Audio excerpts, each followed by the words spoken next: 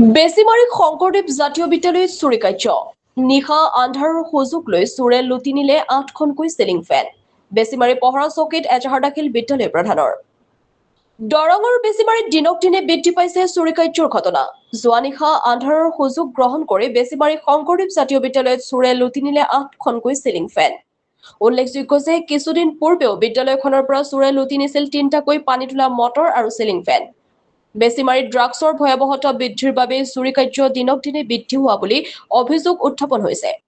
ঘটনা সন্দৰ্ভত বিদ্যালয়ৰ অধ্যক্ষ কবিৰ আহমেদে বেছিমাৰী পহৰা চকীত এজাহাৰ দাখিল কৰিছে আৰক্ষীয়ে অব্যাহত ৰাখিছে তদন্ত প্ৰক্ৰিয়া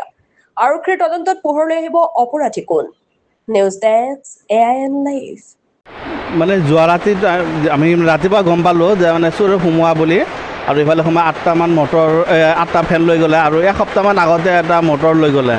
ইয়াৰ আগতে আমাৰ 4 মাহ আগতে মানে মাৰ্চৰ 15 তাৰিখমান হ'ব আমি মটৰ সিদিনাখনো 2টা মটৰ চুৰি হৈ গৈছিলে এনেকুৱা যেন চুৰি হৈ আছে আগতে হৈছে আমি এজাহাৰ দিছিলোঁ পুলিচবিলাক কেতিয়াবা আহিছিলে কেতিয়াবা নাহে মানে কয় হ'ব আমি চাই আছোঁ কিন্তু এতিয়ালৈ মানে কোনো ধৰণৰ তদন্ত হোৱা নাই বাৰম্বাৰ আমি জনোৱাৰ পিছতো আমি কোনো সঁহাৰি পোৱা নাই এতিয়ালৈকে জড়িত হৈ আছে এতিয়া আমাৰ যিটো কি আমাৰ এই অঞ্চলত যিটো গম পাই আছোঁ বৰ্তমান মানে যিটো নেকি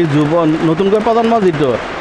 এইবিলাক ড্ৰাগছ বা মাদক জাতীয় দ্ৰব্যবিলাক সেৱন কৰি আছে হয়তো ইয়াৰ এটা ডাঙৰ এটা কাৰণ হ'ব পাৰে কাৰণ আগতে আমি এনেকুৱা ধৰণৰ চোৰৰ উৎপাতটো আমি দেখা নাই কিন্তু আজি মানে 2-3 বছৰ হৈ গ'ল আমি চোৰৰ উৎপাতটো খুব আমি বেছিকৈ পাই আছোঁ এতিয়া এনেকুৱা হৈছে যে আজি যিটো নেকি ৰাতি চুৰি হৈ গ'লে এতিয়া এই গৰমৰ মাজত এতিয়া আমি ফেন কিনিবলৈ আমাৰ টান লাগি আছে কাৰণ এতিয়া আমি যদি আকৌ নতুনকৈ ফেনটো লগাওঁ তেনেহ'লে হয়তো নিশ্চয় আকৌ সেই চোৰে আকৌ লৈ যাব আজি মানে গম পালোঁ আমাৰ এলেকাত মানে প্ৰায় 5খন বিদ্যালয়ৰ পৰা এনেকুৱা ধৰণৰ হৈছে আৰু আজি বেছিভাগ মানে 4খন বিদ্যালয়ৰ কথা মানে আজি চুৰি হোৱা মানে গম পালোঁ আৰু কেতিয়া হ'ব জনাব আপুনি হা আৰু কি পৰ এইটো জনাইছোঁ মানে চোৰক উচিত মানে কৰায়ত্ব কৰিব লাগে আৰু যিটো উপযুক্ত এটা শাস্তি পায় যাতে শাস্তিটো পায় যাতে এনেকুৱা ধৰণৰ যাতে কাৰ্যত যাতে লিপ্ত নহয় কাৰণ আমি বিদ্যালয় এখন চলাই আছোঁ ইয়াত নানা ধৰণৰ আমাৰ ঘাট প্ৰতিঘাত আছে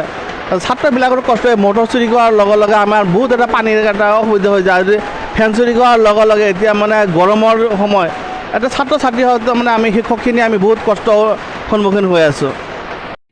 যিকোনো খবৰ আৰু বিজ্ঞাপনৰ বাবে যোগাযোগ কৰক 7896121996